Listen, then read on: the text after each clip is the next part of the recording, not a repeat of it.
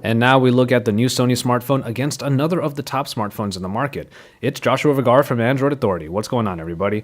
And here we have a quick look at the Sony Xperia Z1 versus the HTC One. If there's one thing both these phones excel at, it's at being different in their design philosophies. It's tempered glass versus full aluminum, and it's nice to get a reminder of how diverse our smartphones can get.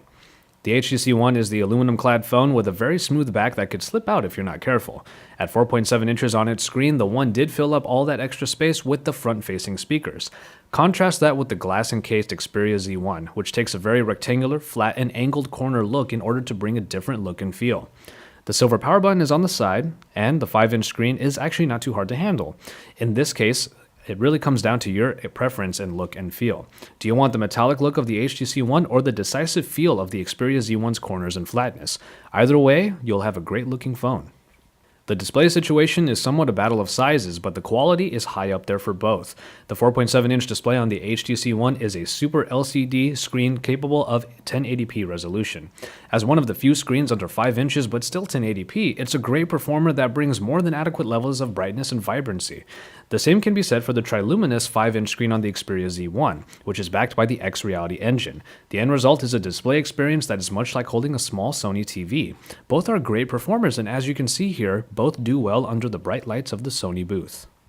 Once again, the performance section is a spec race, as the Xperia Z1 gets a little bit of the advantage by getting the updated Snapdragon 800 clocked in at 2.2 GHz and the updated Adreno 330. Compare this to the earlier released HTC One that has the Snapdragon 600 clocked in at 1.7 and the Adreno 320. Both perform equally as well, however, even if the Xperia Z might technically get the edge. Whether you're flying through the Xperia UI or Blink Feed, I'm certain the general user will get a great experience either way. The Xperia Z1 does sport expandable memory and features a 3000 mAh battery over the fixed storage and 2300 mAh battery unit in the HTC One. The cameras are important to both of these phones, as the HTC One touted the ultra pixels that brought the number of megapixels down to 4, but upped their quality and low light performance. Well, if you want much larger pictures with around the same level of low light quality, Sony is touting its G lens that comes in at a massive 20.7 megapixels and comes with a number of enhancements to help its performance.